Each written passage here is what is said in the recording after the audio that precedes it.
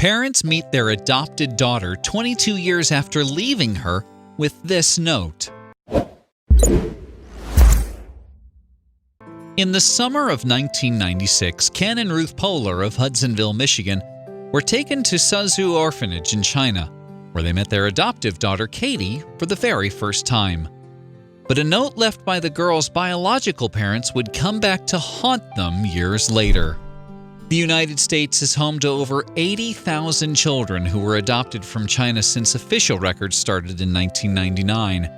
85% of these kids are female. But how did Katie Poehler from Michigan fit into this demographic? From 1979 until 2016, China enforced a child policy that forced many families to abandon their baby girls, or worse, so they could have a boy. Fortunately, that's no longer the case, but for Poehler, that policy change came too late.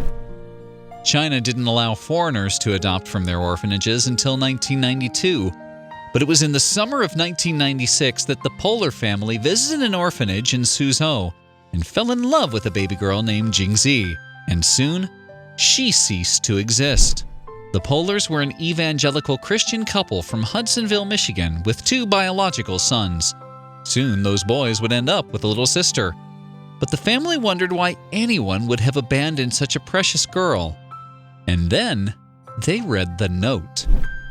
The baby's name was included in a note her father, Zhu, wrote and left with her in a market. It read, "Our daughter, Jingzi, was born at 10 a.m. on the 24th day of the 7th month of the lunar calendar, 1995. We have been forced by poverty and affairs of the world to abandon her." He hoped he would see her again someday. But would he get that chance?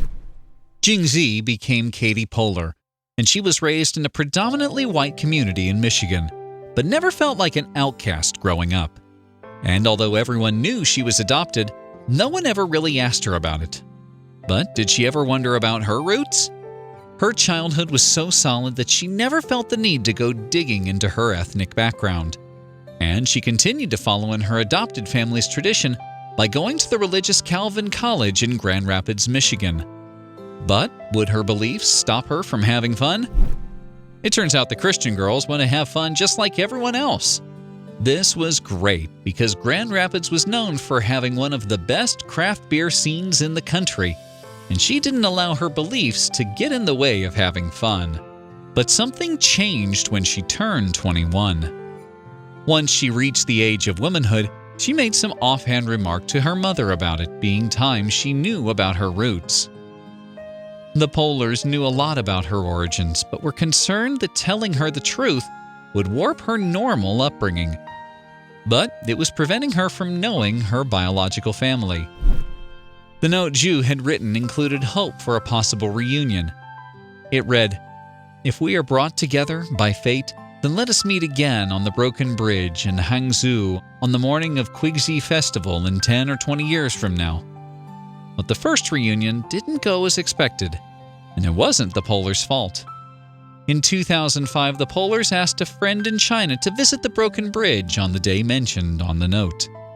They wanted their daughter's biological parents, Zhu and Qian, to know that their daughter was being looked after. But did they leave their contact details?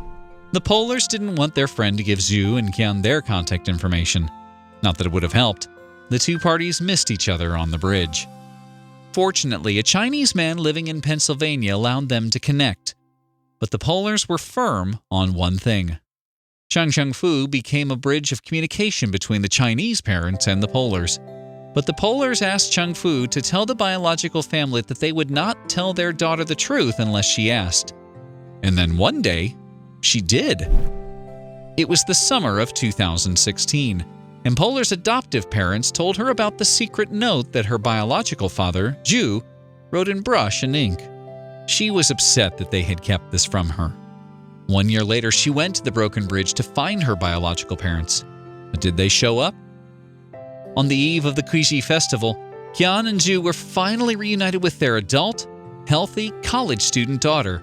And much to Poehler's surprise, she discovered that she had a biological older sister named Xiaoxian. But they weren't alone on the bridge. A television crew was at Broken Bridge to capture the tear-jerking moment, and the footage was used in a BBC documentary.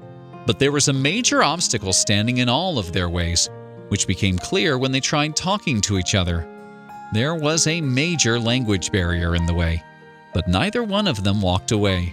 She even stayed in her parents' flat with her biological sister for a few days so they could bond and get to know each other. But there was something weighing heavily on their minds. When Post magazine visited Qian and Zhu at their home in Hangzhou, China, Quan was quoted telling the magazine, "We still feel so much guilt. If we hadn't abandoned her, she wouldn't have to suffer so." But why wasn't Qian happy about their daughter's upbringing? Qian found no comfort in the fact that their daughter was raised in a middle-class suburban home in America. In fact, she was shocked that Polar worked in a greenhouse to earn extra cash while in college. But had the encounter with her biological parents changed her? Before she met Qian and Zhu, Polar felt that her Asian roots were limited to her physical appearance. But after meeting her biological family, she felt a deeper, albeit confusing connection with her background. But would a few more trips make her embrace her heritage? After graduating college, Polar returned to China to spend some more time with her Chinese family. She arrived at the Mid-Autumn Festival, which is the country's equivalent to Thanksgiving in the United States. But something had changed. Polar's parents closed their second-hand business, and her biological sister, Xiao Zhen, had a boyfriend named Kevin who joined them for dinner. There was a lot of talking, and Polar did her best with her beginner-level Mandarin. And there was even more great news for her biological family. Polar took a job in China's Huai'an City, where she would teach English as a foreign language for a year. But she still hadn't figured out what she was going to call her biological parents. She knew she could call Xiao Zhen her sister in Mandarin because she didn't have a sister in America. But she didn't call her birth parents mom and dad because her parents are the Polars. But there is one concern in her, Zhu, and Qian's minds. Zhu asked her if she resented them for giving her up.